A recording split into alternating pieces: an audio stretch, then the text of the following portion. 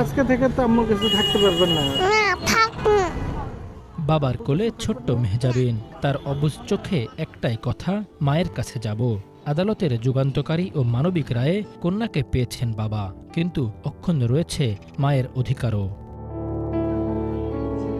আইনের ধারা আর যুক্তির লড়াই যেখানে শেষ হয়, ঠিক সেখান থেকেই শুরু হয় মা বাবার ভালোবাসা আর সন্তানের নীরব কান্নার গল্প। বগুড়ার দুপচাচিয়া পারিবারিক আদালতের বারান্দা আজ সাক্ষী হলো তেমনই এক নাড়া দেওয়া মানবিক ক্ষণের। বাবার বুকে থাকা ছোট্ট মেহজাবিনের কণ্ঠে শোনা গেল মায়ের জন্য ভালোবাসার আবেদন। আম্মুর কাছে থাকতে চান? আব্বুর কাছে থাকবেন না? কি জন্য? তাহলে কোর্ট থেকে যে আজকে আপনার আব্বুকে দিল? হ্যাঁ,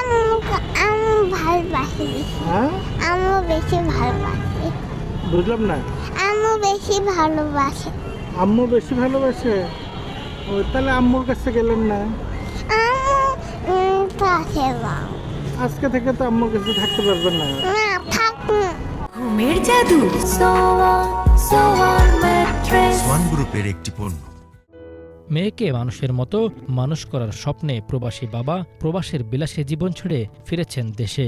আইনি বিচারে সন্তানকে বাবার দায়িত্ব তুলে দেওয়া হলেও বিজ্ঞ আদালত দিয়েছেন এক অসাধারণ মানবিক বার্তা। 3 বছর আগে মামলা হয়, আমি ছুটিতে আইসা যখন এনার মা উন্নতায় বিবাহ বসে, তারা অনেক বিশ্লেষণ করছে সাক্ষী সুক্ষী এবং ওনার যে হাজব্যান্ডের লগে বিয়া হয়েছে এনে বাচ্চার মায়ের, ওনাদের তলব করছিল আদালতে, ওনারাও সাক্ষী দিছে। ওনাদের সাথে এনার মা মিন হচ্ছে মোহরানা ব্যবসা করতো, কাবিলনামা। এটা আমার কথা না, এখানে যেখানেই বিবাহ বসে এনে প্রত্যেকটা ছেলেকেও কাবিন ব্যবসায়িকের মা ছিল। এই বগুড়া জেলার মধ্যে হয়তো অনেকে জানে না, আপনাদের মাধ্যমে আমি বললাম। আদালত তো আর ওইভাবে বাচ্চাকে হোস করে কেউ দিত না, আপনি আদালত প্রমাণ আদি সব গ্রহণ এগুলোর প্রয়োজন হয়। তো আমি এনার মায়ের যেখানে বিবাহ হয়েছে সেখানে আমি উনিও একটা ছেলের সাথে বিবাহ হয়, তো আমি কাবিননামা সংগ্রহ করে আদালতে দেওয়ার পর আদালত আমাকে বাচ্চা দিয়ে দেয়। তখন আমি বাইরে গেলাম আর কি। তারপর ওনারা আবার আপিল করে, আপিলও ওনাদের মামলা খারিজ করে দেয়, যেহেতু ওনার বিবাহ হয়েছে 3 জায়গায়। মামলা চলাকালীন আবার বিবাহ হয়। 84,000 টাকা মোহরানা ছিল, আমি নিজের ইচ্ছায় কোর্টের মাধ্যমে ওনাকে তালাক দিই।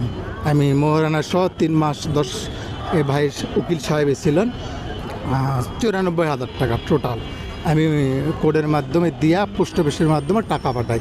দেওয়ার পর বাচ্চাকে আমি সুপ্রিম কোর্ট থেকেও ওনাকে লিগ্যাল নোটিশ করছি, অনেক আমার বাচ্চাকে দেখায় নাই। আমার বাবা মারা গেছে, আমার বাচ্চা পর্যন্ত দেখায় নাই আজ পর্যন্ত। এই আজকে আদালতে আমি 6 বছর পর বাচ্চাকে দেখলাম। তো 6 বছর পর বাচ্চা যে আমার কোলে আছে, এটাই তো আলহামদুলিল্লাহ। আদালতের পর্যবেক্ষণ, পিতাকে আইনি জিম্মা দেওয়া বিচারিক ব্যবস্থাপনা মাত্র, কিন্তু মায়ের ভালোবাসার স্থান কেউ কেড়ে নিতে পারে না। মাতৃস্নেহ ছাড়া শিশুর সুষম বিকাশ অসম্ভব। তাই মায়ের সাথে নিয়মিত দেখা সাক্ষাৎ এবং উপহার পৌঁছে দেওয়ার অধিকারকে সুরক্ষিত রেখেছেন আদালত। তো আমাদের যুক্তিতর্কে সাবমিশনে বিজ্ঞ আদালত সন্তুষ্ট হয়ে আইনের ব্যাখ্যায় সন্তুষ্ট হয়ে বাচ্চাকে তার বাবার জিম্মায় দিয়ে দেন। কিন্তু তারা এই আদেশের প্রতিপক্ষ তারা একটা আপিল করে, আপিলও উচ্চ আদালত এই নিম্ন আদালতের রায়টাকে বহাল রেখে বাচ্চাটাকে বাবার জিম্মায় দেওয়ার জন্য নির্দেশনা দেন। এবং মাননীয় আদালত এই আদেশে অনেকগুলো নির্দেশনা দিয়েছেন এবং ফাইনগুলো অত্যন্ত সুন্দর। সে বলেছে এই বাচ্চার ভবিষ্যৎ গড়ার জন্য, বাচ্চার মানবিক মানুষ হওয়ার জন্য, ভালো লেখাপড়ার জন্য বাবাকে একটা নির্দেশনা দেওয়া হয়েছে, যাতে সে ভালোভাবে মানুষের মতো মানুষ হতে পারে। এই সমাজে যেন সে কখনোই তার মায়ের অভাব যেন বুঝতে না পারে, সেই জন্য মাকেও দায়িত্ব দেওয়া হয়েছে। মা ইচ্ছে করলে এসে বাচ্চাকে দেখতে পারবে। তো আলহামদুলিল্লাহ একটি এই রায় আমরা সন্তুষ্ট হয়েছি, একটি ভালো আয়, এবং এটা আইনের ক্ষেত্রে একটি উদাহরণে থাকবে ইনশাআল্লাহ। দাম্পত্য শেষ হলেও রক্তের টান কখনো শেষ হয় না।